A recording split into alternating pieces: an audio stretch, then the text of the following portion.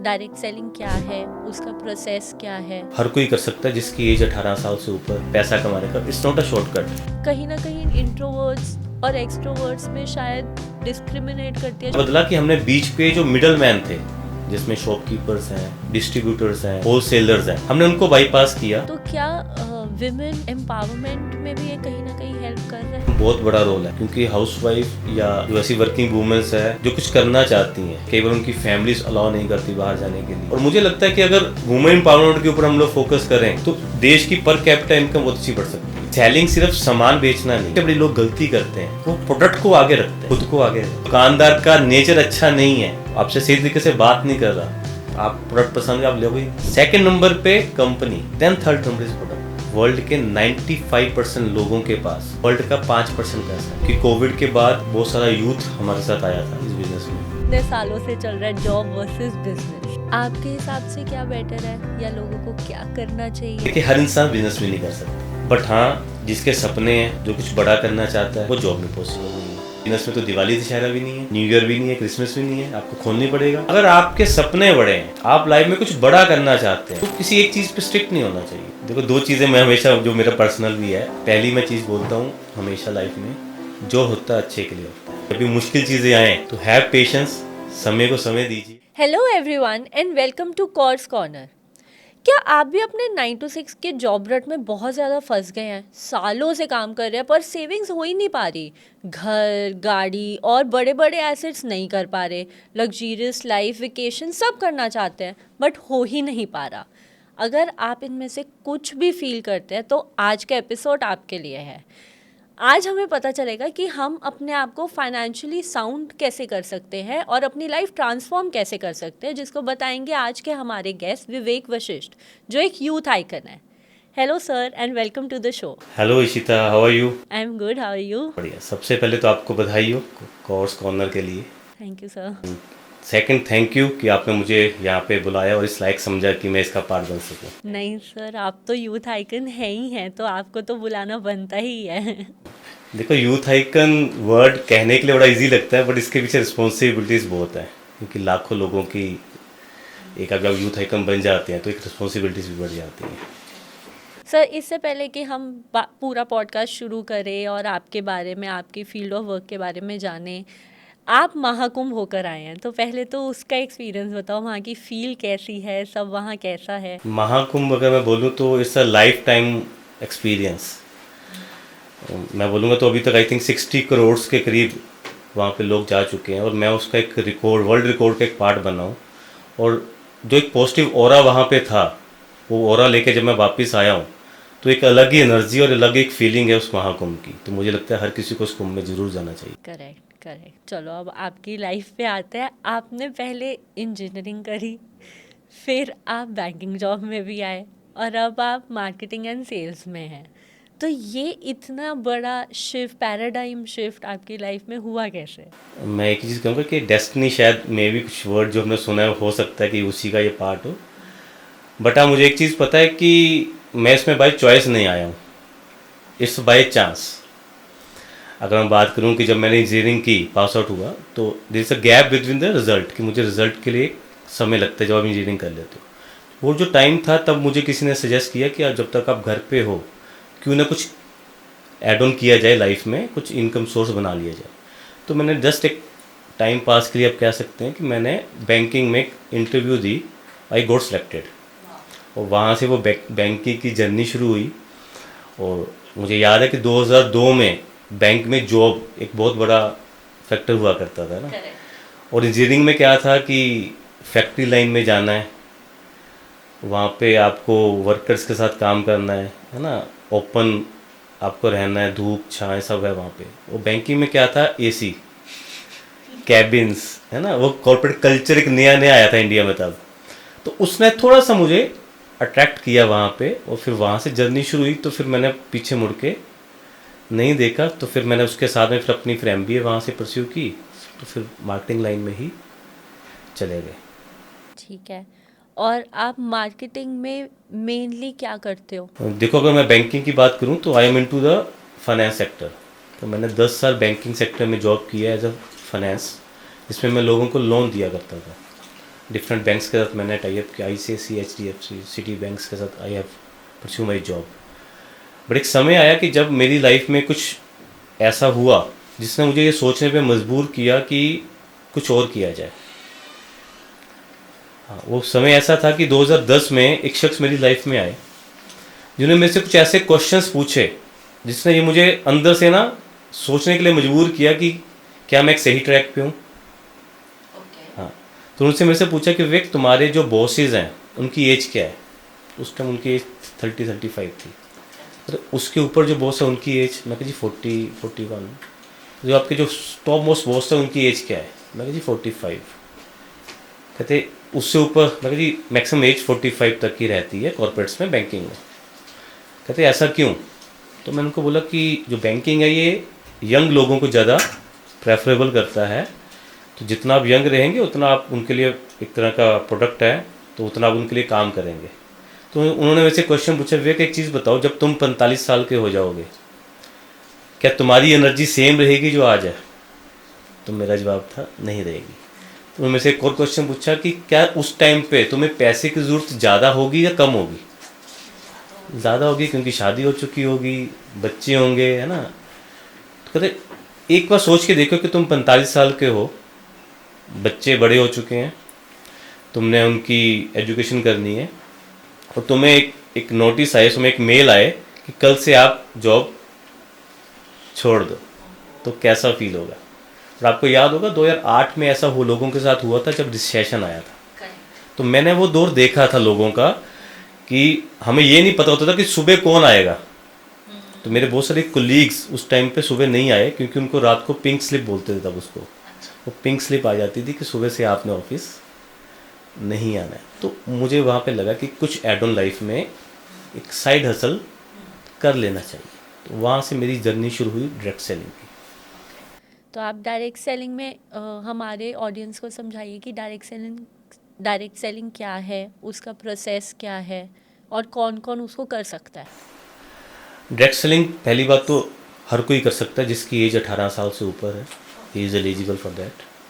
दूसरा, direct selling एक तरह से एक बिजनेस है, बट लोगों की धारणाएं अलग अलग है इंडिया में। कुछ लोगों को लगता है ये मेंबर बनाने वाला काम है, कुछ लोगों को लगता है ये स्कीम्स हैं, है ना, ये शॉर्टकट है पैसा कमाने का। It's not a shortcut. Direct selling simple सी चीज़ है। फॉर एग्जांपल, कोई ऐसा प्रोडक्ट जिसको हमने सिर्फ उसका एक चैनल बदला सेल्स करने का। हमने चैनल क्या बदला कि हमने बीच पे जो मिडल मैन थे, जिसमें शॉपकीपर्स हैं, डिस्ट्रीब्यूटर्स हैं, होलसेलर्स हैं, हमने उनको बाईपास किया और प्रोडक्ट डायरेक्टली हमने कंज्यूमर तक पहुंचा दिया। तो जब प्रोडक्ट डायरेक्टली कंज्यूमर तक पहुंच गया तो बीच का जो मार्जिन था उसको हमने कंज्यूमर को एज अ, आप कह सकते हो, ऑफर्स या डिस्काउंट्स के रूप में प्रेजेंट किया। अब क्वेश्चन आता है कि कंज्यूमर डायरेक्ट उसको जब लेता है तो एक हल्का से फेथ फैक्टर होता है कि पता नहीं ये अच्छा है या नहीं है, सस्ती चीज बोलते हैं, कई बार अच्छी नहीं होती। दूसरा क्या था, जब हम टीवी में देखते हैं कि शाहरुख खान जी ऐड कर रहे हैं, अमिताभ बच्चन जी ऐड कर रहे हैं, तो हमें वहाँ पे एक फेस किसका आ रहा है, शाहरुख खान जी का। तो यहाँ पे डायरेक्ट सेलिंग कंपनी ने क्या किया कि कंज्यूमर को एक राइट दे दिया कि अगर आप हमारे प्रोडक्ट को प्रमोट करते हैं तो जो हम कमीशंस फिल्म स्टार्स को देते थे, सेलिब्रिटीज़ को देते थे, वही कमीशंस हम आपको डिस्ट्रीब्यूट कर देंगे अगर आपके थ्रू सेल्स होती है। That is direct selling, nothing else. ठीक है। और अगर किसी को ये ज्वाइन करना हो तो उसका पूरा प्रोसेस क्या होता है। उसके लिए सिंपल सी काम है कि आपको उस कंपनी का एक ज्वाइनिंग फॉर्म होता है, रजिस्ट्रेशन फॉर्म आप कह सकते हो, वो आपको फिल करना है। You have to do your KYCs, आपको अपनी KYCs करनी है और अपना बैंक अकाउंट उनके साथ लिंक करना है। वहाँ से आप अपना बिजनेस को स्टार्टअप कर सकते हो without any investments. The best part, अब बिल्कुल भी इन्वेस्टमेंट नहीं लगती। No investments. ओह। और आप कह रहे हो वो कंपनी का ज्वाइनिंग लेटर, तो कंपनी कैसे चूज़ करें। हाँ, ये सबसे इम्पोर्टेंट चीज़ है, क्योंकि अगर मैं बात करूँ, इतने सालों से ये जर्नी चल रही है, 96 से डायरेक्ट सेलिंग इंडिया में चल रही है। और आपको पता है जब भी कोई चीज़ आती है तो प्रोज एंड कॉन्स दोनों होते हैं ना। तो बहुत सी ऐसी कंपनियां आई जिन्होंने मुखौटा तो डायरेक्ट सेलिंग का डाला हुआ था, पर बैक एंड में कुछ नहीं था। फॉर एग्जांपल, कोई ऐसी कंपनी जिनके प्रोडक्ट्स नहीं बिक रहे थे, तो उन्होंने कंज्यूमर को लालच दिया हमारे प्रोडक्ट्स बेचो और हमको कमीशन देंगे। पर एंड ऑफ डे जब वो कंज्यूमर के पास प्रोडक्ट्स गए तो उसकी क्वालिटी नहीं थी, रेट ज़्यादा थे, तो उससे क्या हुआ, company end of the day बंद हुई। बट कहीं ना कहीं नाम किसका ख़राब हुआ, डायरेक्ट सेलिंग का। जो अच्छी कंपनीज थी उनका नाम बदनाम हुआ कि नहीं ये लोग तो महंगे प्रोडक्ट देते हैं या क्वालिटी अच्छी नहीं देते। तो ये प्रोज एंड कॉन्स रहते हैं। पर मेरा जो मानना है, अगर आपको सही कंपनी चूज़ करनी है तो आपको 4 पैरामीटर्स देखने ज़रूरी है, जिसमें 4P हम बोलते हैं इसको, 4P। जिसमें फर्स्ट P इज़ कंपनी का प्रोफाइल क्या है, कि वो कंपनी बनाने वाले जो ऑनर हैं वो कौन है। ऐसा तो नहीं जो इंसान अपने पुराने फील्ड में फेलियर था और उसने कोई कंपनी स्टार्ट कर दी। जो फर्स्ट पीस कि आपको कंपनी का प्रोफाइल देखना ज़रूरी है। सेकंड इज कंपनी के प्रोडक्ट्स क्या हैं, क्या वो प्रोडक्ट्स मार्केट की किसी प्रॉब्लम का सोल्यूशन दे रहे हैं। देखो, अगर आप मार्केट की किसी प्रॉब्लम का सोल्यूशन देंगे तभी प्रोडक्ट सेल होंगे।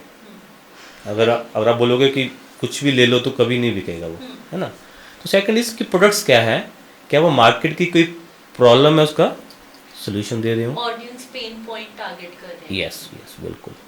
थर्ड इज कंपनी का पे आउट प्लान कैसा है।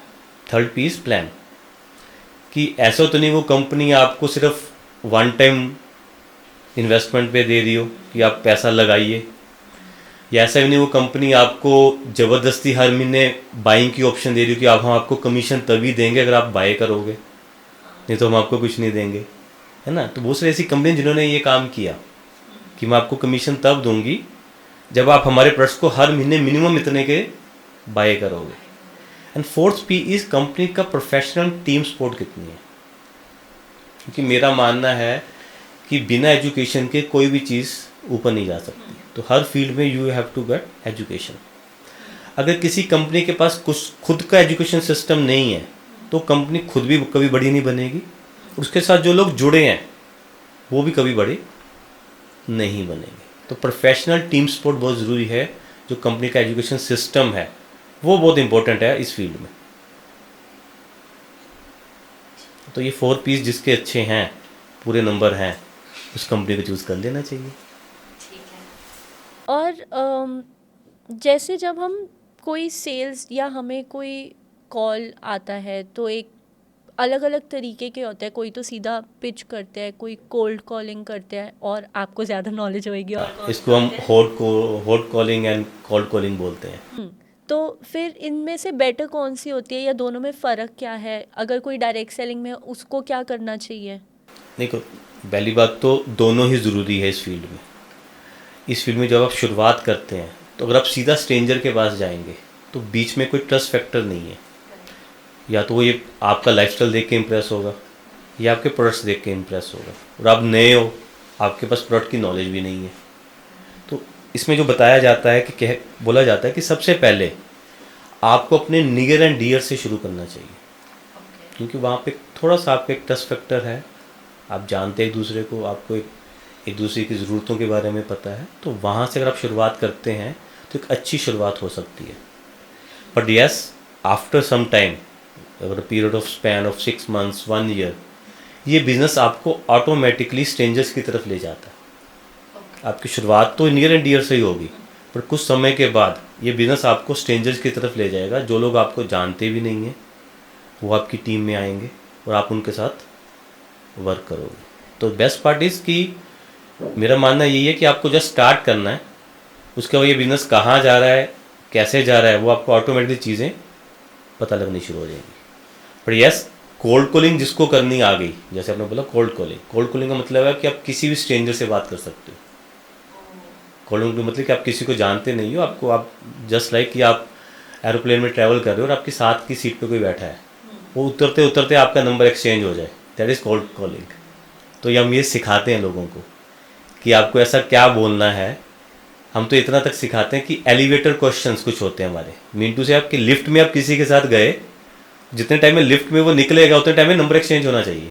अच्छा, वो तो कुछ फ्यू सेकंड्स ही होते हैं। एलिवेटर क्वेश्चंस बोलते हैं कि कुछ ऐसे क्वेश्चन जो आपको कुछ सेकंड्स आपके पास हैं, 3 सेकंड 5 सेकंड्स, उतने सेकंड्स में आपको नंबर एक्सचेंज करना है। तो ऐसे बहुत सारी टेक्निक्स हम सिखाते हैं इस फील्ड में, जो लोगों को हेल्प करती है सेल्स में, आगे मार्केटिंग में।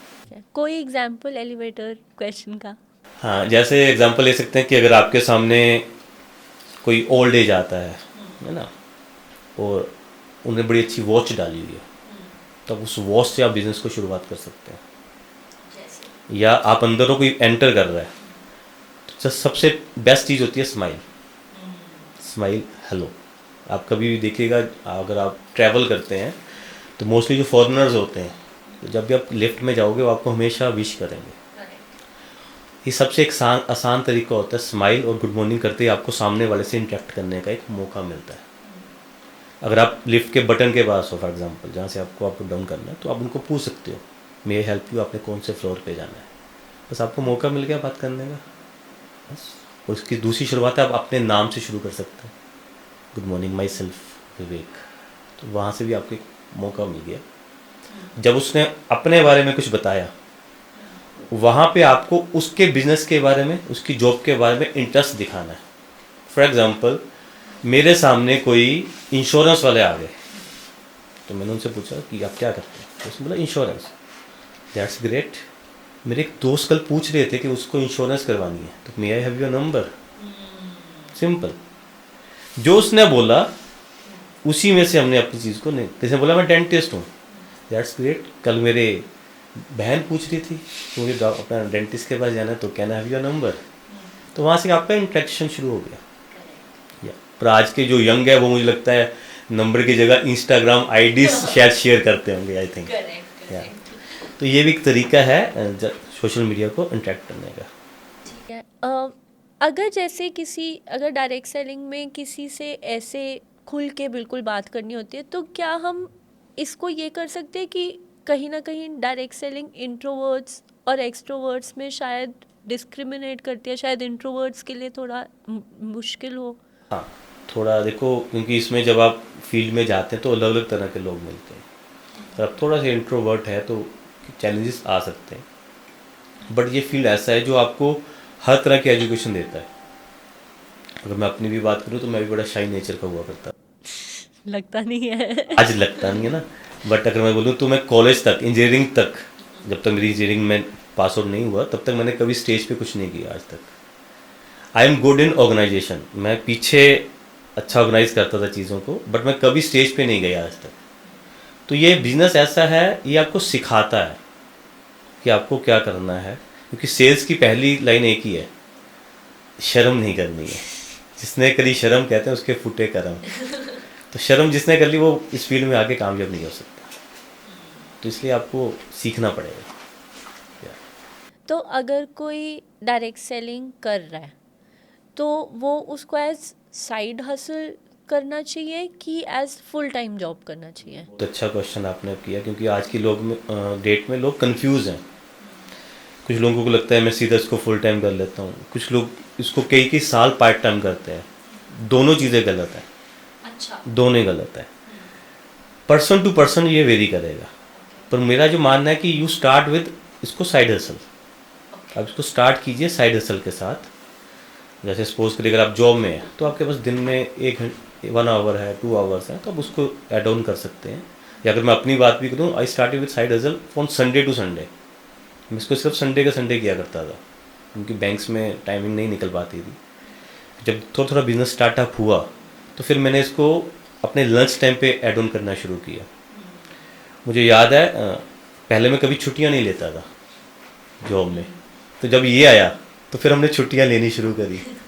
कभी पेट दर्द हो रहा है, कभी कोई एक्सपायर हो गया, क्योंकि हमें पता था कि अब वो टाइम को कहाँ कंज्यूम करना है। Start with side hustle, but yes, धीरे धीरे डाउन द लाइन जब इसमें आपको समझ आ गया कि आप एक स्टेज के बाद कि आप इतना पैसा अर्न कर रहे हो, फिर इसको एज अ करियर, मुझे भी आई थिंक 5 to 6 ईयर्स लग गए इसको एज अ करियर अडॉप्ट करने में। उससे पहले मैंने इसको साइड हसल ही किया, पार्ट टाइम बिजनेस के साथ ही बिल्ड किया, बट एक समय के बाद फिर आई डिसाइडेड कि मुझे इसको as a career, as a full time करना चाहिए। ओके। तो 5-6 साल अगर लग गए तो वो टाइम स्पैन थोड़ा सा ज़्यादा है, लोगों में पेशेंस लेवल थोड़े से कम है। क्या ये एक बहुत बड़ा रीज़न है कि आज डायरेक्ट सेलिंग बहुत लोग करते नहीं हैं या करके छोड़ देते हैं? ये बिल्कुल सही आपने बोला कि टाइम स्पैम ज़्यादा है, इसलिए लोग इसको करके छोड़ देते हैं। क्योंकि आज क्या है ना, जब मैं 2010 की बात करूं, तब 4-5 साल is not a big deal, है ना, तब इतना बड़ा नहीं हुआ करता था। पर आज की क्या है, फास्ट लाइफ हो चुकी है, लोगों के पास पेशेंस नहीं है। जो बोला जनरेशन आ रही है उनके पास तो इतना भी पेशेंस नहीं है कि 30 सेकंड की रील देखनी है, एक सेकंड अगर नहीं समझ आई चलो आगे, है ना। तो अब क्या है, पर डाउन द लाइन अब वो 5 साल नहीं लग रहे इस फील्ड में, क्योंकि अब डिजिटल ज़माना आ चुका है, चीज़ें फास्ट हो चुकी हैं। मुझे याद है कोविड से पहले शायद किसी ने जूम के बारे में सुना होगा, नहीं सुना था ना, पर आज जूम है। उससे क्या हो गया कि मुझे याद है कि जब से कोविड के बाद जूम आया है, मैं 100 किलोमीटर से ऊपर मैंने कभी प्लान करने के लिए नहीं गया मैं किसी के पास। 100 किलोमीटर से ऊपर मतलब जूम। 100 किलोमीटर में जाके हम मिल सकते हैं, अपॉइंटमेंट फिक्स कर सकते हैं, पर जैसे वो 100 किलोमीटर 200 किलोमीटर गए, वहाँ पे हमारा एक ही फंड है कि हमें जूम करनी है। अब सोचिए अगर मुझे पहले पंजाब से बैठ के गुजरात करना है बिल्ड, तो मुझे एक 8-10 दिन का वो प्रोसेस है, मुझे जाना पड़ेगा आना। अगर इनकम अच्छी है तो बाहर जा सकता हूँ, इनकम नहीं है तो मुझे बाई ट्रेन जाना पड़ेगा। तो वो एक प्रोसेस है, टाइम कंज्यूमिंग है, पैसा भी लगेगा। आज मुझे गुजरात बिल्ड करना हो तो जूम। तो आज काम करना और आसान हो चुका है डायरेक्ट सेलिंग में, जब से डिजिटलाइजेशन हुई है, चीज़ें टेक्नोलॉजीज आई हैं, काम करना, वेबिनार्स का ज़माना आ चुका है ना, हमारा पॉडकास्ट ये इसी का एक पार्ट है।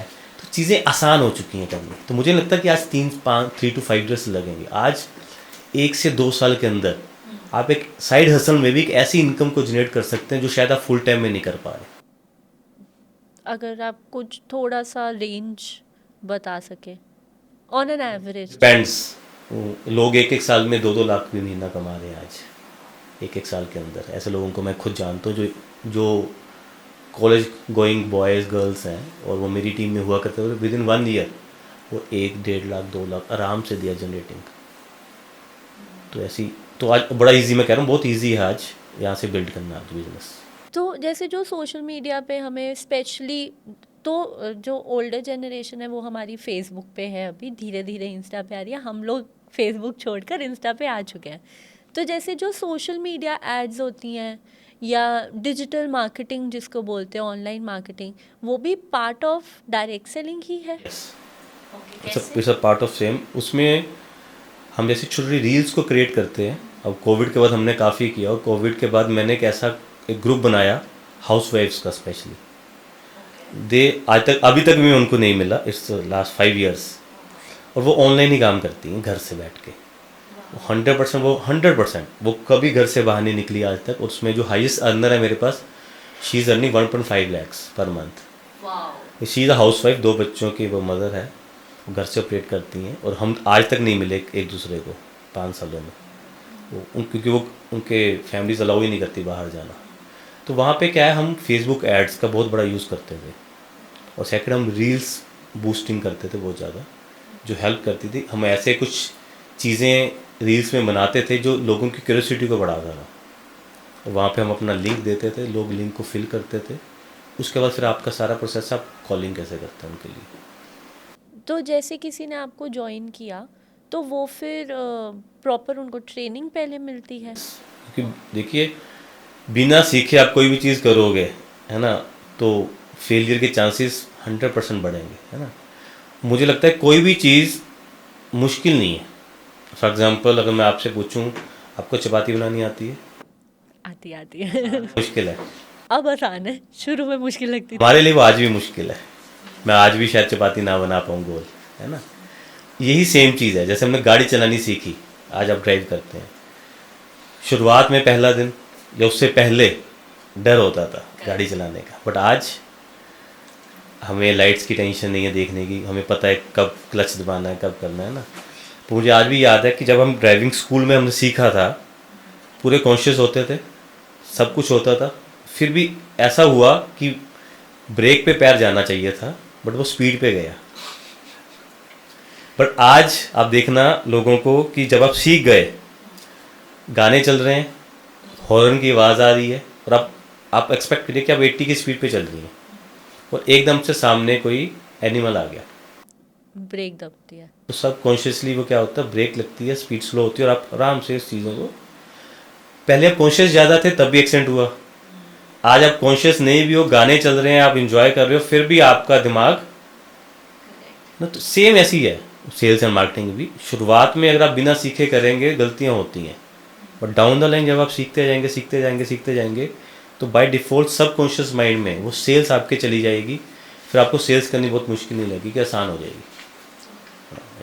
जैसे आज एक हाउसवाइफ आंखें बंद करके भी चपाती गोल बना सकती है ना, तो ऐसे ही सेल्स है। हाँ, आपने हाउसवाइफ का अभी भी मेंशन किया, पहले भी किया था, तो क्या विमेन एम्पावरमेंट में भी ये कहीं ना कहीं हेल्प कर रहा है? मैं तो कहता हूँ बहुत बड़ा रोल है वुमेन एम्पावरमेंट, क्योंकि हाउसवाइफ या जो ऐसी वर्किंग वुमेन्स है जो कुछ करना चाहती हैं बट कई बार उनके मतलब का जॉब नहीं मिलता, या कई बार उनकी फैमिलीज अलाउ नहीं करती बाहर जाने के लिए, तो वो घर बैठ के 1 घंटा 2 घंटे वो इसको कर सकती हैं। या कई बार क्या होता है कि हम एक न्यूली बोर्न बेबी है तो वो बच्चों को नहीं छोड़ सकती हैं, मैटर्निटी लीव्स भी नहीं है तो जॉब छोड़नी पड़ती है। तो ऐसी कई वुमेन मेरे साथ आई कि नया नया अभी बेबी हुआ है तो हम जॉब तो कर नहीं सकते, तो क्या किया जाए। तो वो हमारे साथ जुड़ी और उनको बड़ा अच्छा लगा कि बच्चों का भी देखभाल हो रहा है, हस्बैंड को भी जब वो घर आते हैं तो खाना टाइम से मिल रहा है, साथ में दिन में 2 घंटे 3 घंटे अगर वो अपना साइड हसल कर लेते हैं। मैं ये नहीं बोलूँगा कि उसमें वो लग्जरी सोच रहे हैं, वो इतना सोच रहे हैं कि एटलीस्ट घर का किराया निकल जाए, ईएमआई निकल जाए, तो एटलीस्ट मैं अपने हस्बैंड को कुछ ना कुछ सपोर्ट कर सकूं। और मुझे लगता है कि अगर वुमेन एम्पावरमेंट के ऊपर हम लोग फोकस करें तो देश की पर कैपिटा इनकम बहुत अच्छी बढ़ सकती है। सिंपल सी है ना, जैसे घर की पर कैपिटा इनकम बढ़ती है कि दोनों काम करते हैं तो बढ़ती है, सिंपल है। इसी तरह अगर देश में हर वुमेन काम करना शुरू कर दे तो देश की भी पर कैपिटा इनकम बढ़ेगी, तो हम जो डेवलपिंग में है तो हम डेवलप में आ जाएंगे। तो मुझे लगता है हर वुमेन को साइड हसल कुछ ना कुछ करना चाहिए, चाहे वो डायरेक्ट सेलिंग है चाहे अपने घर से कुछ ना कुछ। आजकल तो कई स्टार्टअप्स आ चुके हैं, कई चीज़ें आ चुकी हैं ना जो आपको हेल्प करती हैं बिजनेस को आगे बढ़ाने में। तो ये है। आप इतने टाइम से अब डायरेक्ट सेलिंग में हैं, तो आपका कोई वर्स्ट एक्सपीरियंस या आपका खुद हो या आपके अंडर जो है उनका हो, जो आपने सुना और आपने कहा हे भगवान ये क्या हो गया? बहुत है, एक नहीं है। देखिए डायरेक्ट सेलिंग में क्या होता है, जब आप शुरुआत में आते हैं तो the first phase is rejection. देखो जब आप लीक मतलब समझते हैं, जब आप लाइन से हट के कोई भी काम करोगे तो रिजेक्शन मिलेगी। आपने महेंद्र सिंह धोनी जी की फिल्म देखी होगी, है ना, तो जब उन्होंने अपनी जॉब छोड़ी तो पिताजी ने कितनी डांट की थी, गालियाँ निकाली थी, है ना। रिश्तेदारों ने बोला था कहाँ तुम चक्रों में पड़ गए क्रिकेट के, आज वही बेस्ट कैप्टन। बेस्ट कैप्टन है ना, तो है ना। तो जब भी आप कोई काम लाइन से हट के करोगे तो आपको रिजेक्शन मिलती है। इस फील्ड में क्या है कि जब आप शुरुआत में आप करते हो तो हम बोलते हैं नियर एंड डियर्स, जो आपके नियर एंड डियर आपको रिजेक्ट करते हैं, सोचिए बहुत बुरा लगता है। बहुत क्लोज आपका दोस्त है, जिगरी जा रहा है, जो कह रहा है जी तुम्हारे लिए जान दे दूंगा, वो तुम्हारे लिए एक 10 रुपये का साबुन नहीं लेता, है ना। सोच के देखो, मामा जी चाचा जी जब वो आपका फ़ोन उठाना बंद कर दें, सोच के देखो। तो ऐसे मेरे साथ भी ऐसा हुआ, मैं नाम नहीं लूँगा रिश्तेदारों के, बट यस, तो उन्होंने ऐसा नहीं, मैं उनके पास गया, मैंने उनको अपने बारे में कंपनी के बारे में बताया, तो उन्होंने मुझे कुछ नहीं कहा, सीधा फ़ोन घर गया। इसको क्या हो गया, इतनी अच्छी नौकरी है, ब्रांच मैनेजर है। 2010 में I have a salary of 70,000 per month, जब मैंने फैसला लिया था 2010 में, है ना। तो रिश्तेदार पता क्या बोलते थे कि इसका दिमाग खराब हो गया, इसको ना शायद पैसा हजम नहीं हो रहा। कि लोगों ने इतना ही बोला ये लालची हो गया है इसका 17,000 में कुछ बन नहीं रहा, तो ये किस चक्रों में पड़ गया मेंबर। तब ना लोग 2010 में लोगों को लगता था कि ये लोग वो काम करते हैं जिनके आगे पीछे कुछ नहीं है। तब ये जो अनएम्प्लॉयड है वो ये काम, मुझे लगता है हम वो पहली जनरेशन है 2010 जो शुरुआत हुई थी, जो अच्छा खासा कमा रहे थे, तब भी उन्होंने इस इंडस्ट्री को चूज़ किया। अगर आप पीछे चले जाओगे 2006, 7, 8, तब आपको ऐसी जनरेशन नहीं मिलेगी। 2010 के बाद एक दौर शुरू हुआ, रिसेशन के बाद स्पेशली, जब लोगों को मजबूर होकर सोचना पड़ा कि कुछ करना चाहिए। तो तब हमारे साथ अच्छे सीए थे जो काम कर रहे थे, डॉक्टर्स थे हमारे साथ, अच्छे लेवल के डॉक्टर्स जो इसको साइड हसल में कर रहे थे। तो we are the first generation 2010 में जिनको ये समझ आया कि काम तब नहीं करना है जब बिल्कुल ख़त्म हो जाए, काम तब करो जब आपके पास एनर्जी है और आपके पास समय भी है। तो तब हमने इसको शुरुआत करी। बट देखो रिजेक्शन पार्ट ऑफ बिजनेस है, तो वर्क एक्सपीरियंस यही है कि जब घर आए तो गालियाँ पड़ी दबा के। मुझे आज भी याद है, तब मैं अनमैरिड था, तो घर वालों ने एक ही चीज़ बोली, एक चीज़ बता, ये मेंबर वाले कामों से शादी कैसे करेगा। तब एक टैग लाइन होती थी कि बच्चा करता क्या है ना। तो फिर जवाब तो नहीं था क्योंकि ना कुछ था, तो चुप ही हुए। पर उनको मैंने फिर शो किया कि मैं कर ही नहीं रहा। देन आई डिसाइडेड कि मुझे रिश्तेदारों में जाना ही नहीं है। तो तब फिर मैं धीरे धीरे मैंने कोलीग्स के थ्रू, वो जो मेरा लोकल सर्कल था है ना, वहाँ से मैंने इस बिजनेस को बिल्ड करना शुरू किया। तो अगर आपका सोशल सर्कल बड़ा हो तो आपको डायरेक्ट सेलिंग में हमेशा बेटर हेल्प। यस, बिल्कुल। अगर आपका सोशल सर्कल ज़्यादा है तो आपको चांसेस है कि आपकी सक्सेस के ज़्यादा। Networking, so networking works basic. Networking works, yes. ठीक है, तो ये तो बुरा एक्सपीरियंस था। इस पे भी वैसे मैं वापस आऊँगी कि रिजेक्शन कैसे हैंडल करते हैं, पर एक्सपीरियंस को पूरा करते हैं अब एक अच्छा एक्सपीरियंस जो आपको लगे कि यार वाह, ये डायरेक्ट सेलिंग लेके ना मैंने मस्त किया, ये सबसे बढ़िया चीज़ हुई है। देखो अच्छा एक्सपीरियंस, जब आप लाइफ में सक्सेसफुल हो जाते हैं तो अच्छे एक्सपीरियंसेस होते हैं है ना।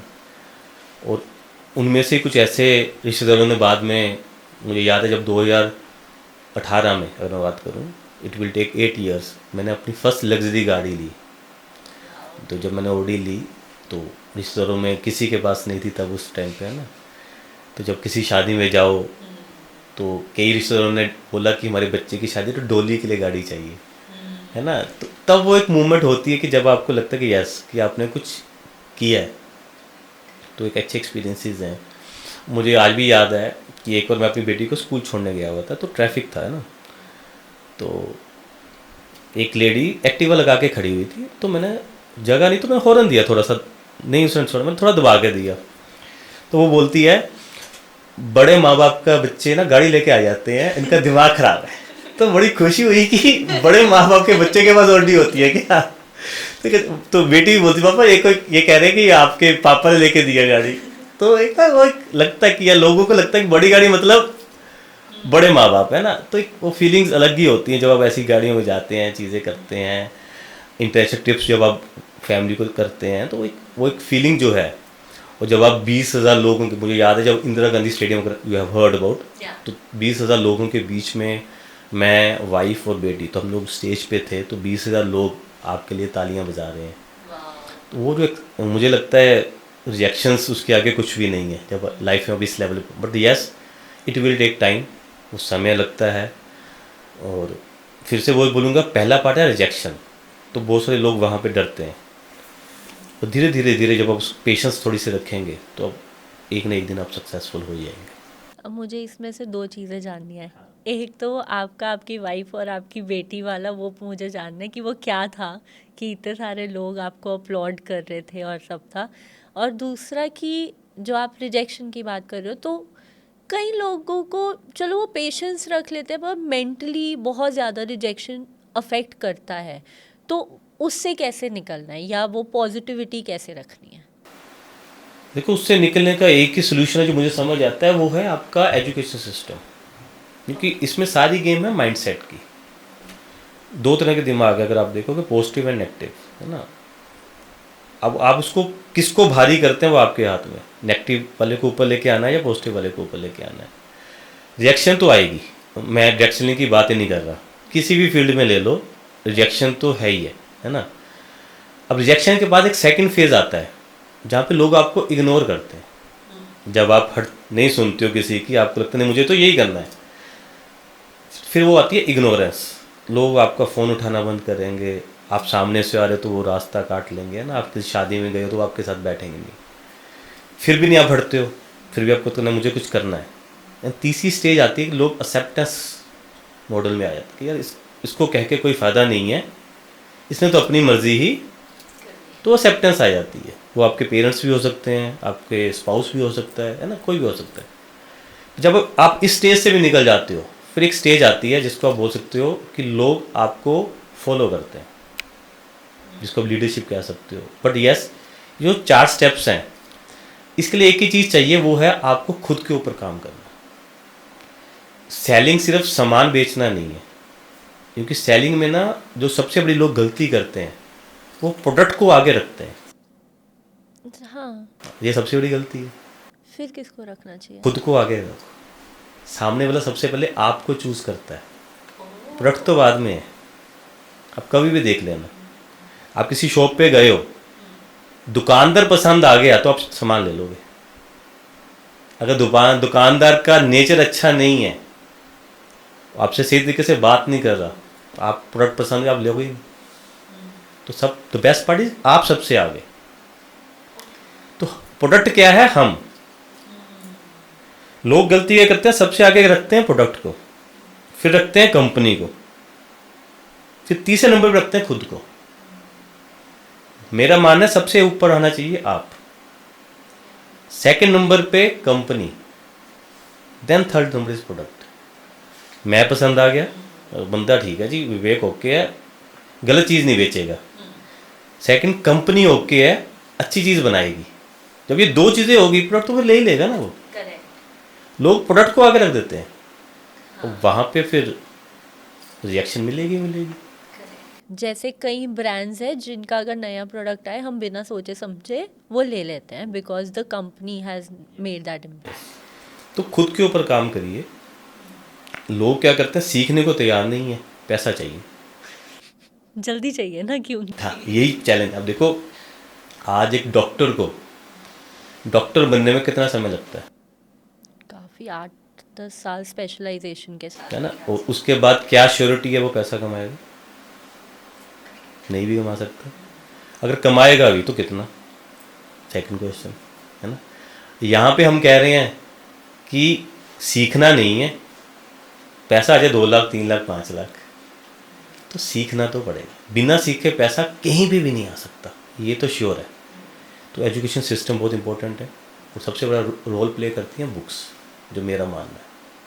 आपकी लाइफ में अगर बुक्स हैं तो आप बहुत कुछ सीखते हो। और मेरी फील्ड में स्पेशली बात करूँ तो एक बुक है रिच डैड पुअर डैड, या अगर सुना आपने। सुना मैंने। बड़ा रोल प्ले करती है। अगर आपको मेरी क्या लाइफ में, हर किसी की लाइफ में, कोई इंसान अगर लाइफ में पैसे को इन्वेस्ट करना चाहता है तो उसको रिच डैड पुअर डैड ज़रूर पढ़नी चाहिए। हाँ, कि उसमें बताया गया कि आप पैसे से पैसा कैसे बना सकते हैं, चाहे आप जॉब भी कर रहे हैं चाहे बिजनेस भी कर रहे हैं। तो बुक पढ़ी। एक दूसरी बुक है, अगर मैं रिकमेंड करूँगा, बड़ी सोच का बड़ा जादू। बड़ी सोच का बड़ा जादू। तो ये 2 बुक्स को हमें ज़रूर लाइफ में पढ़ना चाहिए। ये आपकी लाइफ को, माइंडसेट को चेंज करता है। ये आपने काफ़ी अच्छी रिकमेंडेशन दी है। अब वो आपका फैमिली वाला वो क्या इवेंट था? वो हमारा एक, आप कह सकते हैं कि एक कॉन्फ्रेंस होती है, गेट टुगेदर्स हम लोग करते रहते हैं रेगुलर इंटरवल्स पे, जहाँ पे पूरे इंडिया से हमारे जो अचीवर्स हैं, जिन्होंने कुछ अच्छा किया है, हम उनको इनवाइट करते हैं, उनको वहाँ पे हम रिकॉग्नाइज करते हैं। क्योंकि डायरेक्ट सेलिंग में ना 4 चीज़ें होती हैं, जो अगर आप देखोगे उसको हम बोलते हैं मस्त लाइफ। सुना है कभी वर्ड? नहीं सुना। मस्त लाइफ का मतलब होता है कि मनमोजी, पर यहाँ पे वो अलग है। मस्त में M is money freedom, M is money freedom, A is awards, पैसा भी चाहिए प्लस रिकॉग्निशन भी चाहिए, ऐसी सिक्योरिटी कि आज मैं काम कर रहा हूँ तो ठीक है, कल को अगर मैं काम नहीं कर पाया तो क्या होगा। And then T is time freedom. आप पैसा तो अच्छा कमा रहे हो, तो अगर समय ही नहीं है ना। मेरा अच्छा शोरूम है, मैं सुबह 6 बजे खोलता हूँ, रात को 11 बजे बंद करता हूँ, फिर फैमिली टाइम, मी टाइम है ही नहीं। है ना। कोई शादी ब्याह आ चुका है या कोई क्रीमेशन पे जाना है, तो ये टेंशन होती है दुकान पे कौन बैठेगा। तो मैंने कई ऐसे दुकानदार देखे हैं जिनको ये टेंशन है। वो शादी में कब जाते हैं, बिल्कुल लास्ट मोमेंट पे जाएंगे, शक्ल दिखाएंगे वो। तो टाइम फ्रीडम, तो ये चारों चीज़ों को अगर आप इकट्ठा कहीं पे चाहते हो, तो मुझे लगता है direct selling is one of the best option आज की डेट में। इसमें आप मस्त MEST को, मस्त लाइफ जी सकते हो, वर्क लाइफ बैलेंस के साथ। तो अब इसी लाइफ में मैंने आपको सेकंड वर्ड बोला अवार्ड्स। हाँ, तो अवार्ड्स क्या है, पैसा तो जो अपना काम करेगा ही करेगा, बट एक रिकॉग्निशन जो पार्ट है ना, वो सबसे बड़ा मोटिवेशन फैक्टर है। पैसा तो आज बहुत से लोग कमा रहे होंगे शायद, है ना, बट फिर भी उनको शायद कोई नहीं जानता होगा। तो इसीलिए हम क्या करते हैं, कुछ प्रोग्राम्स हम डिज़ाइन करते हैं जहाँ पे लोगों को स्टेज पे आने का मौका मिलता है, बहुत सारे लोगों के आगे उनको रिकॉग्नाइज किया जाता है, सो दैट उनको एक फीलिंग आए कि मैंने लाइफ में कुछ ऐड ऑन किया, आउट ऑफ वे जाके कुछ किया, क्योंकि इतनी रिजेक्शंस मिली, सब कुछ किया, फिर भी वो लोग टिके रहे। अवार्ड इसका नहीं है कि उन्होंने पैसा कमाया, अवार्ड इसका है कि रिजेक्शन मिली तब भी छोड़ा नहीं। तो ऐसे एक प्रोग्राम हमने इंदिरा गांधी स्टेडियम में हमारा हुआ था, जहाँ पे पूरे इंडिया से कुछ लोग आए हुए थे, कुछ इंटरनेशनल लोग भी थे। तो वहाँ पे 20,000 लोग थे, जहाँ पे मुझे भी सम्मानित किया गया कि मैंने छोड़ा नहीं। तो वो एक मूवमेंट थी लाइफ की। आपकी वाइफ भी यही करती है? नहीं, वो इमिग्रेशन के अंदर है, she is a immigration lawyer, वो इमिग्रेशन का बिजनेस बिल्ड करते हैं खुद का। And your daughter? वो भी 6th स्टैंडर्ड में है, स्टडी कर रही है अभी। अगर हम डायरेक्ट सेलिंग की बात करें, हमने अब इसके बारे में ऑलमोस्ट सब कवर कर लिया, तो अगर कोई मेरे से या आपसे पूछे कि ठीक है आप बोल रहे हो डायरेक्ट सेलिंग करो, पेशेंस रखो, रिजेक्शन भी हैंडल करो, सब करो, पर सक्सेस रेशियो की अगर बात करें तो वो कितना तक जाता है? देखो, मैं डायरेक्ट सेलिंग नहीं बोलूँगा, रिच डैड पुअर डैड में एक बोलते हैं कैश फ्लो क्वाड्रेंट, उसमें बताया गया है कि दुनिया के वर्ल्ड के 95% लोगों के पास वर्ल्ड का 5% पैसा है। मतलब 5% या 95% पैसा है? यस, और 5% लोगों के पास दुनिया का 95% पैसा है। वाओ। और वो 5% में जाने के लिए क्या करना पड़ेगा? उस 5% में जाने के लिए उसमें एक कोर्स कैश फ्लो क्वाड्रेंट अगर आप स्टडी करोगे, तो मैं अगर आपको बना के दिखाऊं, वो आप कह सकते हो लाइफ का सबसे बड़ा मूल मंत्र, जिसको वो समझ आ गया। किसी भी फील्ड में, मैं अपने फील्ड की बात नहीं करूंगा। क्या ये वो वाला? ESBI कभी आपने सुना हो? मैंने कैश काउ वाला सुना है क्वाड्रेंट। ये क्वाड्रेंट होता है 4 लाइफ में। E is employee class, S is self employed, B is big businessman, I is investors. अब दुनिया के 95% लोग यहाँ हैं, एम्प्लॉय और सेल्फ एम्प्लॉयड, और दुनिया के 5% लोग यहाँ हैं। Big business and investors. ठीक है, अब ये तो चलो हमें समझ आ गया इन्वेस्टर कौन है, हम यहाँ पे कंफ्यूज हैं करेक्ट।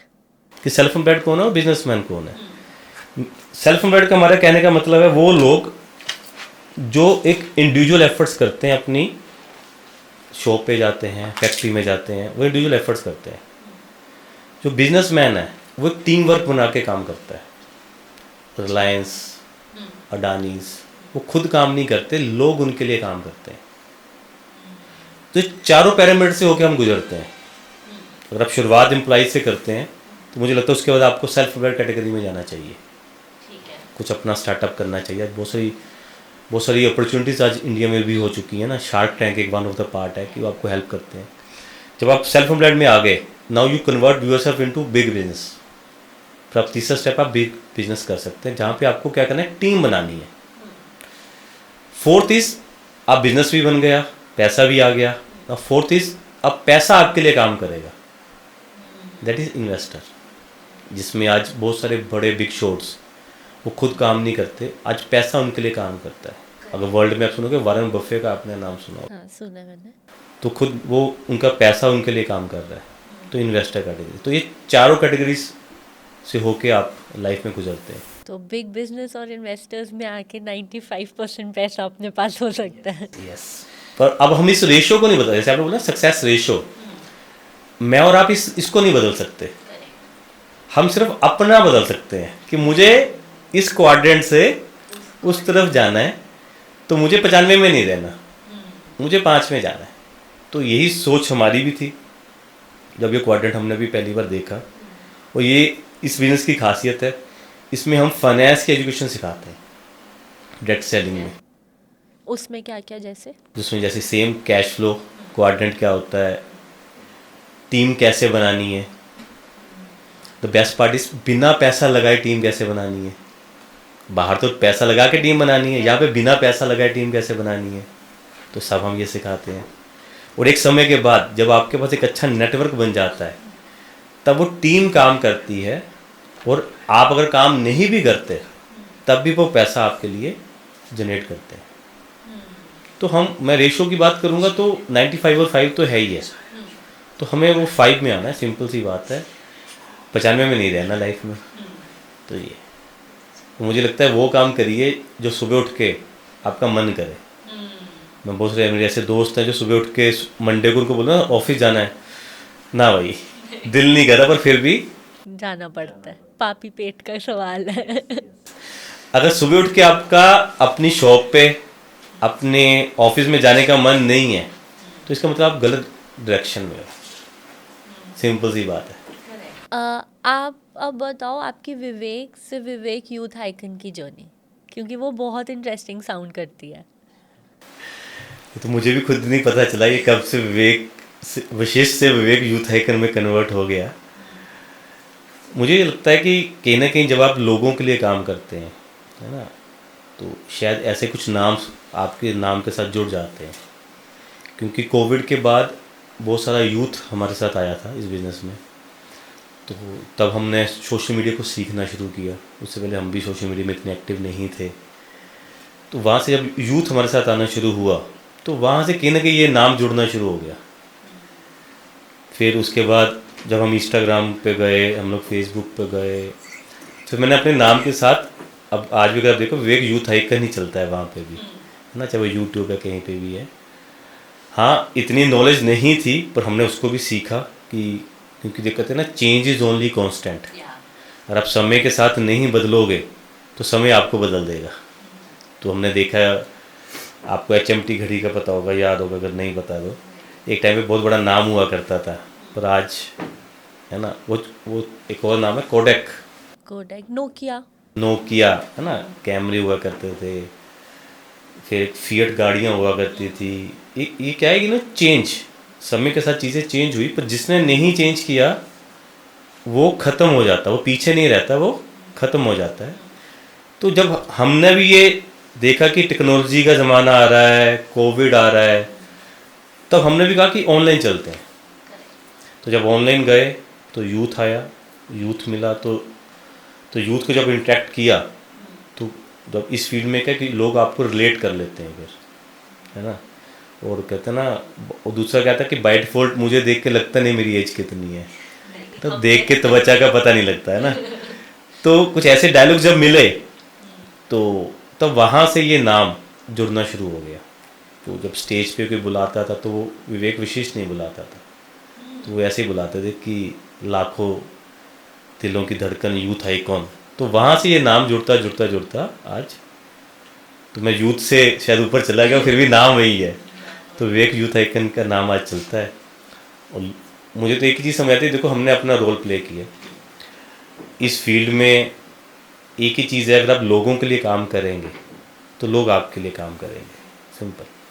और आप लोगों के बारे में सोचोगे वो आपके लिए सोचेंगे, और आप लोगों की इनकम के लिए सोचोगे तो वो आपको प्यार करेंगे, सिंपल। तो यही हमारा आज भी और इन फ्यूचर भी यही मकसद है कि हम मैक्सिमम लोगों तक इस बिज़नेस को पहुंचाएं, उनकी लाइफ में बदलाव लेके आएँ। बड़ा मज़ा आता है जब एक 2 व्हीलर वाला इंसान हमारी टीम में 4 व्हीलर पे चला जाता है, तो वो एक फीलिंग है। शायद अपनी ऑडी लेने में इतनी फीलिंग नहीं थी, उसके बाद जब टीम में गाड़ियाँ आती हैं तो एक अलग फीलिंग है। जब कोई अपनी वाइफ को या कोई अपने हस्बैंड को जब कोई गिफ्ट करता है जो शायद वो इतने टाइम से सोच रहे थे, है ना।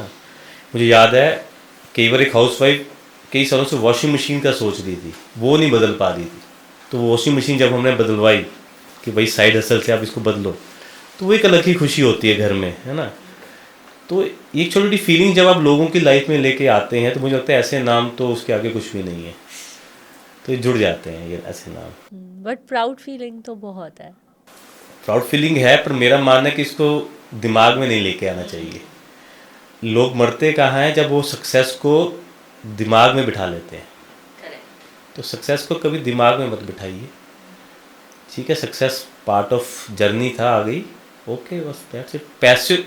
पैसों के कारण किसी को जज नहीं करना चाहिए। मुझे लगता है कि इसके पास ज़्यादा पैसा तो ये ऐसा है, सिंपल, आपके पास पैसा आ गया, ओके, वो ठीक है, वो आज है कल का नहीं पता, ये तो हमने देखा ही है ना, हिस्ट्री बताती है पैसा तो हाथ की मैल है। कि मैल है, बिल्कुल। तो मुझे यही मानना है कि हम्बल रहिए, डाउन टू अर्थ रहिए, और ऐसा कुछ हमेशा करिए जो लोगों की लाइफ में बदलाव लाए।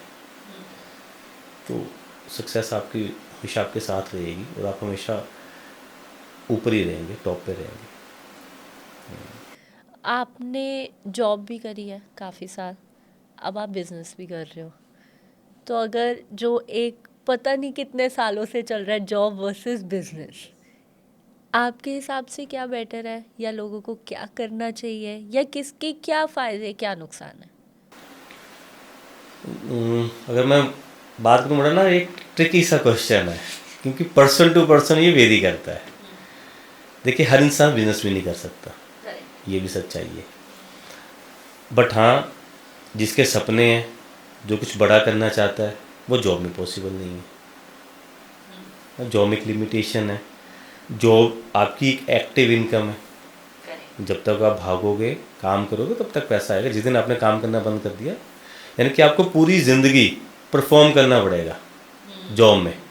जिस दिन आपने परफॉर्म करना बंद किया, है ना, मैं ऐसे कई लोगों को जानता हूँ जो अपने टाइम पे बड़ा अच्छा परफॉर्म करते थे, बड़े अच्छे लेवल पे गए, बट एक समय के बाद कोई हेल्थ चैलेंज आया और उस हेल्थ चैलेंज ने उनकी लाइफ को पूरा ख़त्म कर दिया।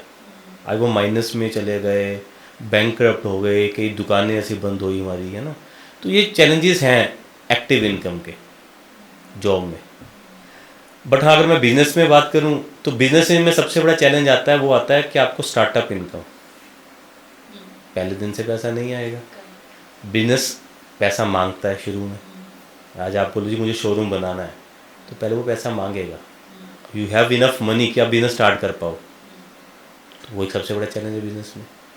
दूसरा, बिजनेस स्टार्टिंग में ज़्यादा समय मांगता है। जॉब में तो फिर आपके पास संडे है, छुट्टी मिल गई, सैटरडे भी। चलेगा। अच्छा, हाँ, 5 डे वीक आज तो जमाना आ चुका है, बिल्कुल। बट बिजनेस में नहीं है। यहाँ तक बिजनेस में तो दिवाली दशहरा भी नहीं है, न्यू ईयर भी नहीं है, क्रिसमस भी नहीं है, आपको खोलनी पड़ेगा। जॉब में तो छुट्टी मिल गई, है ना। तो दोनों के अपने अपने चैलेंजेस हैं।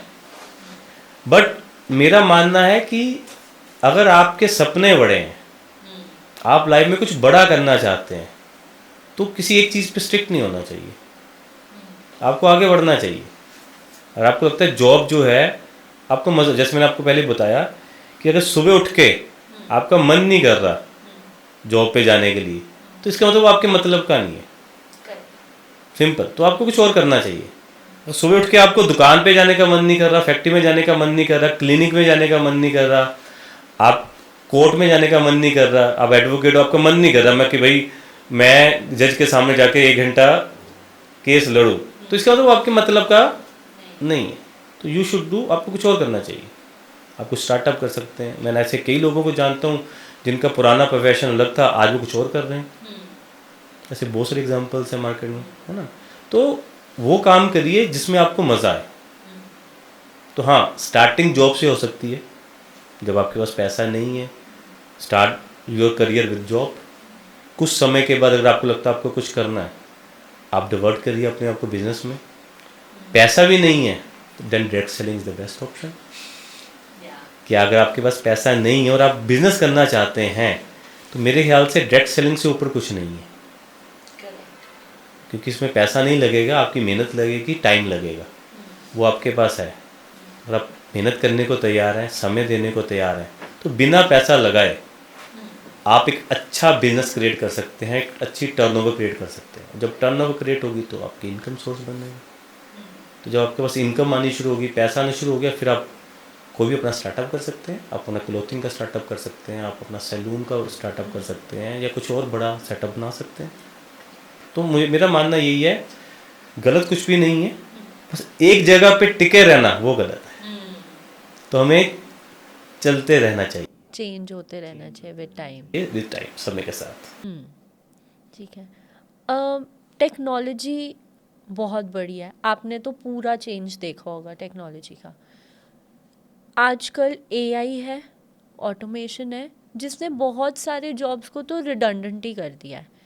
अगर मतलब ये जैसे हमने डायरेक्ट सेलिंग की सारी बात करी है, मेरे दिमाग में एक क्वेश्चन ये भी आ रहा है कि अगर कोई बंदा डायरेक्ट सेलिंग में हो, वो सोशल मीडिया पे ही ऐड चला दे इंस्टेड ऑफ अपने कस्टमर्स को आगे कमीशन देने के, अगर वो इन्वेस्टमेंट एड्स में ही कर ले, तो फिर वो डायरेक्ट सेलिंग भी क्यों करे? क्या इस टेक्नोलॉजी बूम का, ये ऑटोमेशन का, एआई का, इस सेक्टर में भी फ़र्क पड़ेगा जैसे बाकी सब में पड़ रहा है? देखो, एआई इज समथिंग डिफरेंट। अब एआई का ज़माना चलो मैं मान गया है, बट प्रोडक्ट बेचने के लिए आप एआई का सपोर्ट ले सकते हो। सिंपल है ना। अब डायरेक्ट सेलिंग, जैसे आपने बोला कि डायरेक्ट सेलिंग में कंपनी ने एआई चला दी, फिर से वही आ गया कि एक मिडल मैन का होना ज़रूरी है, ट्रस्ट फैक्टर। वो तो पहले भी चल रही था, ऐड चल रही थी। हाँ, ऐड को एआई रिप्लेस कर सकता है, रीच बढ़ जाएगी। रीच बढ़ जाएगी। ऐड को आप कह सकते हो कि जो टीवी ऐड है वो एआई में, अब जैसे आजकल भी है कि टीवी ऐड की जगह लोग इंस्टाग्राम एड्स के ऊपर चले गए हैं। हम भी अगर आप बात करें तो आज मैं भी 60-70% शॉपिंग ऑनलाइन ही करता हूँ, है ना। But direct selling is something different. Direct selling में मोस्टली क्लॉथिंग नहीं आएगी, कभी भी बहुत कम आती है। डायरेक्ट सेलिंग में ज़्यादातर जो प्रोडक्ट मैंने आपको बताया था, प्रॉब्लम का सोल्यूशन। तो एआई में लोगों को लगता है पता नहीं ऑनलाइन ये होगा नहीं होगा, और डायरेक्ट सेलिंग में क्या होता है, जैसे सपोज करो मुझे कोई प्रॉब्लम थी, जैसे इसमें ना हेल्थ एक बहुत बड़ी इंडस्ट्री है डायरेक्ट सेलिंग में। अब किसी को कोई हेल्थ का चैलेंज है, उसको किसी ने प्रोडक्ट रिकमेंड किया, उसको रिजल्ट आ गया। अब जब वो रिजल्ट अपने साथ वालों को किसी को बताएगा, वो जो असर है वो एआई नहीं कर पाएगा। एआई जॉब में इफेक्ट डाल सकता है, क्योंकि जॉब को ख़त्म कर ही रहा है, हमने देखा भी है। एआई शॉपकीपर्स को ख़त्म कर रहा है। ई कॉमर्स हमने देखा है, बहुत सारी शॉपकीपर्स ख़त्म हो रहे हैं ई कॉमर्स के चक्कर में। जैसे मैंने अभी आपको बताया कि हम भी ऑनलाइन चले गए, है ना। ये मैंने जो पहना हुआ ये भी ऑनलाइन है, रिंकल फ्री शर्ट्स ऑनलाइन में बिकती हैं। अब क्यों? क्योंकि अब समय नहीं है दुकान पे जाने का, ऑनलाइन में डिस्काउंटेड दे देते हैं, उनके खर्चे कोई नहीं है, उनको पता है हमने कोई शोरूम नहीं खोलना, कोई स्टाफ नहीं रखना, ऑनलाइन में एआई में ज़माना चला गया। तो ये कहीं ना कहीं चैलेंज है एम्प्लॉई में और बिजनेसमैन में। बट डायरेक्ट सेलिंग में फिर वही है कि वहाँ पे क्या है, वहाँ पे एक फिजिकल, जो मैं आपको बोला रेफरेंस है, वो चलेगा। तो डायरेक्ट सेलिंग एआई का उल्टा फायदा ले रहा है। जैसे मैंने आपको बताया कि मेरा कोई रिश्तेदार 500 किलोमीटर दूर है, तो मुझे अब जाने की जरूरत नहीं है, तो मैं जूम के बैठ के यहाँ से उनको, या मैं उनको एक अपने यूट्यूब की रील भेज दूंगा कंपनी की, जिसमें प्रोडक्ट के बारे में डिटेल होगी कि ये प्रोडक्ट है मामा जी, मैंने खाया, बड़ा अच्छा रिजल्ट है, आप भी खाओ ना। मामा जी के घुटनों में दर्द है, तो मैंने बोला मामा जी मम्मी ने खाया था, घुटने ठीक हो गए, मैं आपको भी भेज रहा हूँ, ये इसके प्रोडक्ट की वीडियो है। तो हमने क्या किया, एआई का यूज़ किया। तो एआई डायरेक्ट सेलिंग के लिए बहुत अच्छा टूल है, मैं बोलता हूँ। यस, तो एआई का फ़ायदा मिलेगा ही मिलेगा आने वाले टाइम में, बल्कि हम एआई से इंटरनेशनल मार्केट को कवर कर सकते हैं। अब जैसे लोगों को इंग्लिश नहीं आती है, एआई कन्वर्ट कर देगा, ट्रांसलेट कर देगा ना। अब मुझे याद है कि हमने जब सोचा था कि हम इसको बिल्ड करते हैं इंटरनेशनली, तो सबसे बड़ा क्वेश्चन था यार अंग्रेजों को समझाएंगे कैसे, अब इंग्लिश तो आती नहीं अच्छे से। तो अब वो कहने के चैलेंज खत्म हो रहा है, ट्रांसलेटर आ गए हैं, सब कुछ आ गया, आप तो बोलो, वो वहाँ पे कन्वर्ट करते हैं किसी भी लैंग्वेज में। तो ये फ़ायदा ही आने वाले टाइम में। तभी मैंने आपको बोला जो पहले 3 से 5 साल लगते थे, आज वो नहीं लगेंगे, आज वो 1 से 2 हो गया, 2 साल में हो जाएगा। यस, क्योंकि जितना आपकी मार्केट, इंटरनेशनल मार्केट जाएगी ना, बाउंड्रीज बढ़ेंगी, उतना आपका कस्टमर बेस भी बढ़ेगा, कस्टमर बेस बढ़ेगा तो ऑटोमेटिक सेल्स बढ़ेगी। तो कंपनीज भी इसी पे फोकस कर रही हैं, डायरेक्ट सेलर भी इसी पे फोकस कर रहे हैं। कोई ऐसा मिथ जो डायरेक्ट सेलिंग का लोगों को मतलब बहुत मिसकंसेप्शन है कि आपको हमेशा होता है, या मैं कितनी बारी समझाऊँ, ये ऐसा नहीं है, जो आप आज यहाँ पे तोड़ना चाहते हो? मेंबर बनाने वाले का जो मैंने शुरू में भी कहा था, आज भी सुनने को मिलता है, अच्छा भाई मेंबर बनाने हैं। मुझे याद है कि एक बार ना मैं किसी के पास गया, तो मैं उनको प्लान दिखा, कंपनी के बारे में बता रहा था, 1-1.5 घंटा मैंने लगाया, सब कुछ बताया, एंड ऑफ वो कहते भाई मेंबर बना लगा मैं। तो जब मैं अगले के पास गया तो मैंने शुरुआत ही यही से करी, मैं कहा भाई मेंबर बना लगा मैं गया, आ चीज़ है। तो ये बहुत बड़ा मिथ है कि सर मेंबर बनाने वाली स्कीम्स, मेंबर बनाने वाली कंपनी, ये क्यों है? क्योंकि ना एक चश्मा हमने लगाया हुआ है कई सालों से इल्यूजन आप बोल सकते हो, ये कई सालों से लगा हुआ है कि ये स्कीम है, ये मेंबर्स है। रीज़न क्या है? अब अगर आपके आसपास में कोई इंसान पैसा नहीं कमा रहा तो आपको लगता है ये मेंबर है। हाँ, करेक्ट। अगर आपके आसपास में कोई सी इंडस्ट्री से पैसा कमा रहा होगा तो आपको लगेगा ये ठीक है। बिजनेस है। तो क्या है, देखने का नज़रिया बोलते हैं हम इसको, कि आप किस चीज़ को किस तरह तो देखने का नज़रिए के ऊपर है सारा कुछ, है ना। फॉर एग्जांपल आपको एक और चीज़ दिखाता हूँ कि नज़रिया कैसे बनता है। तो ये आपको क्या दिख रहा है? 9। तो मैंने तो 6 लिखा था, सिर्फ यही फर्क है। अब ये मेरी तरफ पड़ा है तो ये मुझे 6 दिख रहा है, आपकी तरफ पड़ा ये 9। तो सेम चीज़ है, जिसको इसके बारे में नहीं पता उसके लिए ये है मेमोरी वाली स्कीम। जो अंदर आ जाता है उसके लिए प्योर बिजनेस है, विदाउट इन्वेस्टमेंट। यस। और सबसे अच्छी बात है, इसमें मुझे कोई जोग्राफिकली लिमिटेशंस नहीं है। आज मेरी बहुत अच्छी शॉप हो एक जगह पे तो लिमिटेड है, उसी एरिया में कस्टमर आएगा। यहाँ पे मेरे पास ऑप्शंस भी बहुत है, यू आर नॉट रिस्ट्रिक्टेड। भी शहर में जाके अपने प्रोडक्ट को सेल कर सकता हूँ। ऑनलाइन भी इसी का ही पार्ट है। आज e commerce is a part of direct selling, इसी का ही पार्ट है वो, है ना। तो चीज़ें बदलती जा रही हैं। तो ये है। तो ये मिथ मुझे लगता है समय के साथ चेंज होना चाहिए, जिस हिसाब से समय चेंज हो रहा है, चीज़ें चेंज हो रही हैं। बट हाँ, जो नई जनरेशन आ रही है मुझे लगता है उसके अंदर काफ़ी फ़र्क है। मैं फिर से वही बोलूँगा, हम वो जनरेशन है जिन्होंने डाकिए को भी देखा है, पूरा स्नैपचैट को भी देखा है ना। पर जो अगली जनरेशन आ रही है जिनको पुराना नहीं है, तो उनके लिए ये इजी हो रहा है, आगे आगे लोगों को समझ आ रहा है। अगर आप देखोगे तो आज कई कॉलेजेस में एजुकेशन सिस्टम में आ चुका है डायरेक्ट सेलिंग। हाँ, मार्केटिंग में पढ़ाते हैं। पढ़ाना शुरू हुआ है। MBA में एक चैप्टर है, एक बुक है फिलिप्स कॉटलर की, उसमें पूरा बताया गया है नेटवर्क मार्केटिंग के बारे में। या वो कई यूनिवर्सिटीज़ इसके बारे में पढ़ा रही हैं, है ना। तो पता लगना, अब देखो जब वो बच्चे पढ़ के निकलेंगे वो बैच 3 साल 4 साल के बाद, तो उनके माँ बाप को पता, उनके सर क्या कर रहा है बेटा, डायरेक्ट सेलिंग की वो कर रहा है, MBA कर रहा है ना, जो भी कर रहा है, तो वो चीज़ें समझ आ जाएंगी। तो समय के साथ ये चीज़ें मुझे लगता है चेंज हो रही हैं। कोई एक ऐसी सबसे इंटरेस्टिंग चीज़ जो आपने सीखी अपने करियर के स्पैन में, वो डायरेक्ट सेलिंग से भी रिलेटेड हो सकती है और जनरल भी हो सकती है। मैंने तो देखो, जो मैंने आपको शुरुआत में बोला था, बड़ा शाई नेचर का हुआ करता था, तो मेरे लिए कि बहुत बड़ा ये चैलेंज था स्टेज। तो आज तो हम बैठे हैं, पर अगर आप मुझे 2001-2 में बोलते, मैं आप जितना मर्जी जोर लगा लेते मैं नहीं आता है ना।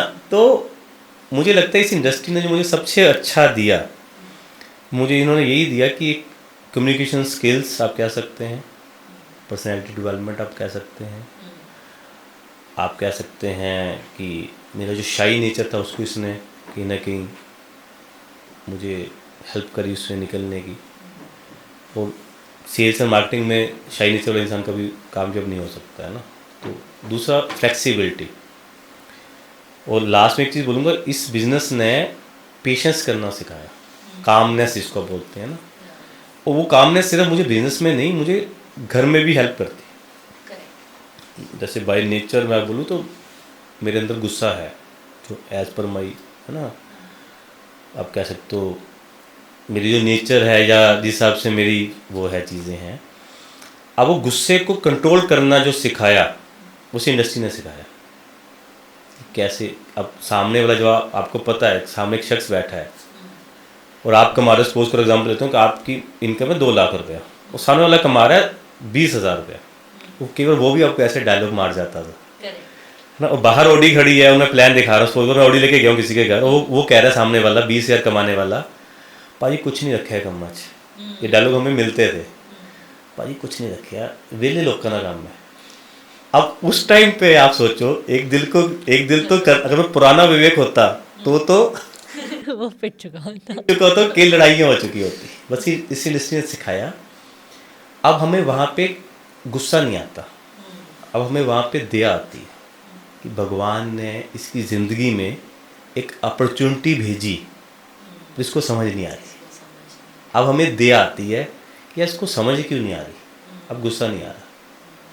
तो अब जब हम बाहर निकलते हैं ऐसे केसेस में, तो हम जैसे कोई कुलीग साथ में, तो हम पता क्या बोलते हैं, इसकी किस्मत में ना पैसा नहीं है। ये हमारा डायलॉग है पेट, कि इसकी किस्मत में पैसा। अगर यही पुराना विवेक होता तो शायद गुस्सा आता। तो ये मुझे लगता है सबसे बड़ा आज क्वालिटी, और गुस्सा आना तो खतरनाक ही है। तो अगर आप गुस्से को आप कंट्रोल करना सीख गए लाइफ में, तो मुझे लगता है इससे बड़ी क्वालिटी नहीं हो सकती लाइफ में। और इससे बीवी भी खुश रहती है। घर गृहस्थी शांत रहती है। गुस्सा नहीं आएगा तो सब कुछ बढ़िया है। हाँ, एक चलो फन क्वेश्चन, कि अगर डायरेक्ट सेलिंग एक सुपर हीरो हो तो उसकी सबसे बड़ी सुपर पावर क्या है? बड़ा ट्रिकी सा क्वेश्चन है। डायरेक्ट सेलिंग सुपर हीरो हो और उसकी सबसे बड़ी सुपर पावर क्या होगी? सुपर पावर तो एक ही चीज़ मैं बोल सकता हूँ कि इसमें आप 3 महीने में 10 साल की इनकम कमा सकते हो। ये इसकी सुपर पावर है। अगर आप इस इंडस्ट्री को सही तरीके से समझ जाएं, तो शायद जो आप अपनी जॉब में, बिजनेस में 10 साल में कमाते, इस बिजनेस में आप 3 महीने में भी कमा सकते हो। ऐसी सुपर पावर इस इंडस्ट्री मैंने देखा है। वो ये मैं नहीं बोलूँगा कि ये हवा में है, मैंने ऐसे कई लोगों को देखा जिन्होंने अपनी 10 साल की इनकम 3-3 महीने में भी कमाई है। जो शायद 10,000 रुपये महीना कमाते थे जॉब में, एग्जाम्पल लेता हूँ, है ना, तो साल का अप्रोक्सीमेट 1 लाख रुपीज़, 10 लाख रुपये 10 सालों में, तो उनकी 3 महीने में 10 लाख की इनकम बनी है। ऐसे लोग भी हैं जिससे सुपर पावर, तो ये इसकी सुपर पावर है। और मैं बोलूँ तो मैं ऐसे लोगों को भी जानता हूँ जो 6 महीने से इंडिया में नहीं है और 6 महीने से पैसा आ रहा है इस इंडस्ट्री में। कोई फ़ोन कॉल नहीं किसी को, कोई इंट्रैक्शन नहीं है, बिल्कुल अनटच्ड, पैसा आ रहा है क्योंकि नेटवर्क बना हुआ है। ये सबसे बड़ी सुपर पावर है, जिसको हम बोलते हैं पैसिव इनकम। जब आप काम नहीं भी करेंगे तब भी पैसा आएगा। आप देखिए ना, लोग इसके लिए इंश्योरेंस करवाते हैं कि भाई लोग अपनी सेविंग्स कर रहे हैं, रेंटल इनकम बना रहे हैं। पर यहाँ पे आप देखिए एक नेटवर्क है जो काम कर रहे हैं, और आप नहीं भी हो तब भी है। ये मेरे साथ कई बार हो चुका है कि मैं इंडिया में कई बार नहीं हूँ, कई दिन, महीने, फिर भी हर रोज़ पैसा अकाउंट में आ रहा है। तो ये पावर है इसकी। बहुत अच्छी सुपर पावर है। आई थिंक लाइफ हमेशा सेम नहीं रहेगी। जो एनर्जी आज है अगले 10 साल में वो नहीं रहेगी, है ना। तो अगर 10 साल के बाद मैं काम नहीं कर पाया तो जो मैंने आज किया वो तो ख़त्म हो गया। तो इसलिए ये इसकी सुपर पावर है कि जो आज आप कर रहे हो वो आपको इन फ्यूचर में देके जाएगा। बट यस, आपको उसके लिए सही लोग, राइट पीपल चाहिए जो जिनको आप तैयार करो, बहुत ज़रूरी है। कोई एक सेलिब्रिटी आपके हिसाब से जो आपको लगता है बेस्ट सेल्स पर्सन है, मतलब उसको कुछ मेहनत करनी नहीं पड़ेगी और उसने जो एंडोर्स कर लिया वो लोग खरीद लेंगे? ऐसे तो बहुत सारे हैं। चलो कोई एक, और क्यों भी? उसकी बात नहीं करूँगा, पर मैं आपको ऐसा सेलिब्रिटी बता सकता हूँ जो चीज़ों को, जिसको प्रेजेंट करना आता है। बहुत बड़ा नाम है, आप भी जानते हैं उसको, नरेंद्र मोदी जी। सही बात है। मैं बोल सकता हूँ मैंने उनसे बहुत कुछ सीखा, है ना, चाहे उनकी कामनेस है, चाहे उनकी। अब आप देखिए, मैंने आपको बताया था कि प्रोडक्ट नहीं बिकता, खुद बिकते हैं। तब मोदी जी के अगर आप करियर को अभी देखेंगे तो उन्होंने पहले कुछ साल वर्ल्ड घूमे हैं वो, तो उन्होंने रिलेशन बिल्डिंग करी, सामान नहीं बेचा, रिलेशन बिल्डिंग करी। जब रिलेशंस बन गए तब इंपोर्ट एक्सपोर्ट वाली काम शुरू हुए ना। जब उन्होंने हवाई जहाज खरीदे या कुछ भी किया, वो उसकी बाद की बातें हैं। अब काम भी किया और आपने उसको बताया भी नहीं लोगों को, फिर क्या फ़ायदा काम करने का। तो उनको ये पता है। अब महाकुंभ उसका सबसे बड़ा एग्जाम्पल है। अब पूरे दुनिया में आज नाम हो रहा है, 60 करोड़, सबसे बड़ा रिकॉर्ड। अब मैं गया, मुझे पता है 32 किलोमीटर्स में, आप सोचिए 32 किलोमीटर में था वो। वाह, 32 किलोमीटर। और वो 2 महीने के बाद उसमें वहाँ पे आपको ग्राउंड दिखेगा जो कह रहे हैं। अप्रैल एंड तक वहाँ पे बिल्कुल क्लीन हो जाएगा और जून में वहाँ पे 25 फीट तक पानी होता है, जहाँ पे आज महाकुंभ है। ओह। वो एक्चुअली में वो गंगा रिवर है। अभी वो नीचे है बहाव, तो वहाँ पे वो पूरा जो ग्राउंड है वहाँ पे महाकुंभ का पूरा मेला लगा है। वो 32 किलोमीटर है, वो उसका जो एरिया है 32 kilometres. Wow, that is so vast. सोचिए पूरा एक सिटी हो गई मेरे ख्याल से, तो पूरी सिटी बन गई है। और आप इसमें देखिए ना कितने लोगों को अपॉर्चुनिटीज़ मिली, एम्प्लॉयमेंट मिला, कितना कुछ मिला होगा। तो ये चीज़ें, वो प्रयागराज खुद शहर को कितना फ़ायदा मिला होगा, होटल्स, टूरिस्ट, कितना कुछ आया होगा, वर्ल्ड वाइड कितने लोग आए होंगे, कितनी फ्लाइट्स पीछे रिकॉर्ड बनाए, एक दिन में 14,000 लोग आए हैं एक ही दिन में बाई एयर। एक दिन में 243 फ्लाइट्स उतरी हैं चार्टर मिला के सब कुछ। तो कितना बड़ा वो सारा चीज़ है। तो उनको पता है कि कौन सी चीज़ कैसे किसको बेचनी है। तो मेरे हिसाब से वो बेस्ट सेल्स पर्सन मैं आज बोलूँगा। तो उनकी क्वालिटीज फिर लोगों को अपने अंदर लानी चाहिए। और कामनेस, सबसे बड़ी क्वालिटी कामनेस। उनके अंदर गुस्सा मैंने नहीं देखा उन्हें। वो तो फिर पीएम है, वो उनको गुस्सा आएगा तो हम लोगों का क्या होगा। सबको आता है, पीएम से गुस्से का कोई लिंक नहीं है, गुस्से को नहीं पता पीएम है।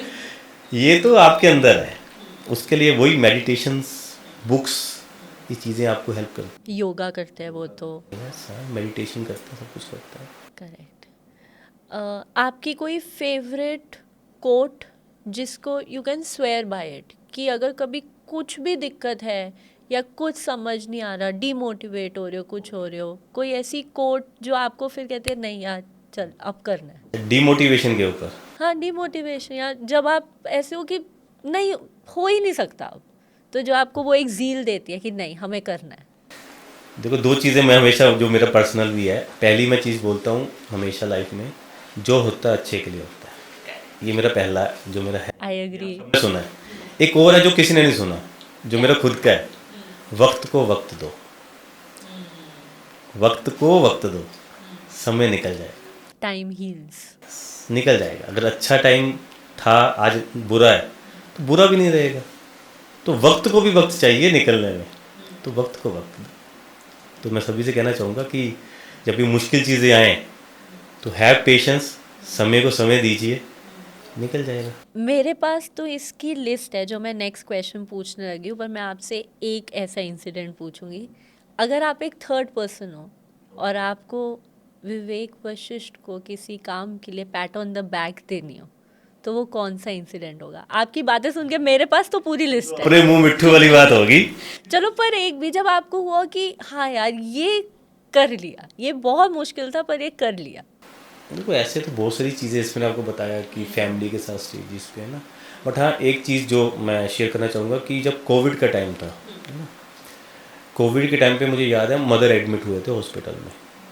तो 15-20 दिन वो रहे, और वो 15-20 दिन में उनके साथ रहा। कहीं ना कहीं शायद जॉब में होता या बिजनेस में होता तो इनकम भी सफ़र करती, शायद टाइम भी उतना ना दे पाता। पर इस बिजनेस ने वो ताकत दी कि पैसा भी आया उस टाइम पे रेगुलर, अच्छा इनकम। उस टाइम पे मेरी एक अच्छी हैंडसम इनकम थी। जब सोचो कोविड जब बंद था, मुझे अगर याद है अप्रैल मई जून आई थिंक है ना 2020, उस 3 महीने की इनकम मेरी 10 लाख रुपए थी। वाओ, लोगों का सब बंद हो गया था। वो 3 मंथ्स इनकम मुझे आज भी याद है, इट्स 10 लाख रुपीज़। जब कोई, हम भी घर पे थे, कुछ नहीं, हम घर से ऑपरेट करते थे, जूम पे सारा कुछ। सोचिए आप घर से नहीं निकल रहे हो, आपको हर महीने 3 लाख रुपए आ रहा है। फिर वहाँ वो जो 15-20 दिन में मदर के साथ रहा है ना, तो उनको भी लगा कि हमारे साथ है। तो एक अलग फीलिंग्स हैं जो शायद मुझे लगता है ये बिजनेस हमें दे सकता है। तो मैं बता रहा था टाइम फ्रीडम, और वो टाइम फ्रीडम भी तभी अगर सिक्योरिटी है, पैसा आ रहा है। तो ये एक बहुत बड़ा चीज़ें हैं मेरी लिए। और फाइनली सर, अगर आपको हमारी ऑडियंस को कोई मैसेज देना हो तो आप क्या मैसेज देना चाहो? ऑडियंस को मैं एक ही चीज़ कहना चाहूँगा कि दोस्तों,